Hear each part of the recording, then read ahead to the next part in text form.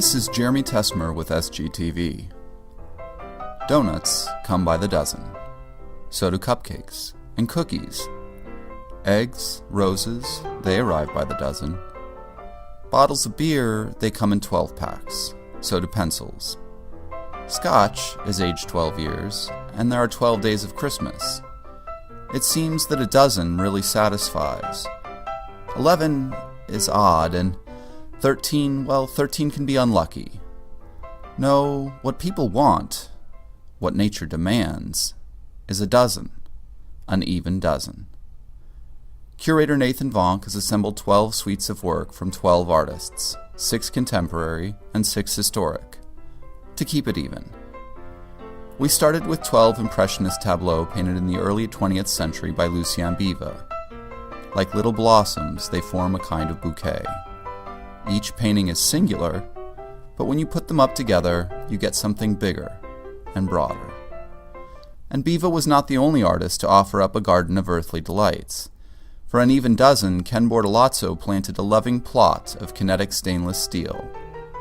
Each one sways gently in the breeze, like small, alien indoor plants. We will also have 12 postcard-sized paintings by Colin Campbell Cooper. Quick, fresh, vibrant, small. Clouds in the sky, a village at sunset.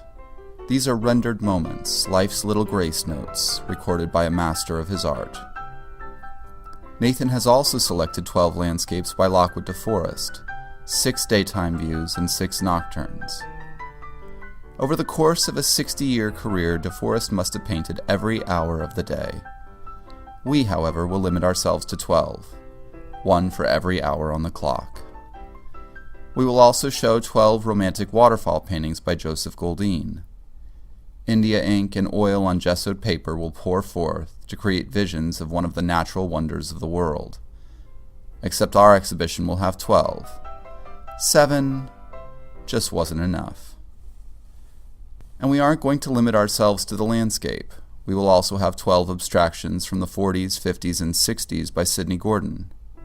Inquisitive, dynamic, mysterious, and offered here one at a time or as a whole wall.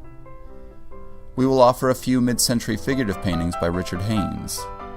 Some of them were painted onto the backs of his old exhibition announcements. Color sets the mood, and composition tells the story. 12 stories of the human condition, writ small. We will also present an uplifting body of color etchings from the arts and crafts period by Nell Brooker Mayhew. On the wall, next to this enchanting body of work, you will find a poem, as you will next to every body of work, this one written by Teddy Macker. Composed of just 144 letters and punctuation marks, one finds within its lines the same aching simplicity as one finds in Mayhew's lines. Likewise, Carol DeCagno dedicated her poem to the lines of John Nava, for this, our first ever exhibition of the artist's drawings. R, one of Nava's most studied models, is drawn in pose after pose, and even in repose. We are also quite excited to show a new body of work by Rafael Perea de la Cabada, called the Barrow Series. Within this ingenious box, you'll find 12 carefully molded surrealist sculptures, each one speaking to the physiology of the maker, with a patina that suggests a fetish or an artifact. And we'll have a dozen pictures. Heroic in stature at just 8 by 16 inches each, Pitcher's suite of 12 has already been seen to have a dynamic pull within the exhibition space. And Pitcher's work was treated poetically by Chris Yost, who wrote of his work, "Simplify, simplify." Nathan rounded out the exhibition with a serial maker of serial paintings, Nicole Strasberg. Nicole's search for a new vocabulary of landscape painting brought her to shadows of trees at dusk, and into the snow. The artist, known for her assiduous avoidance of white and black, has figured out a new way to approach them. They are offered here, with examples from previous investigations, in a lovely wall, 6/6.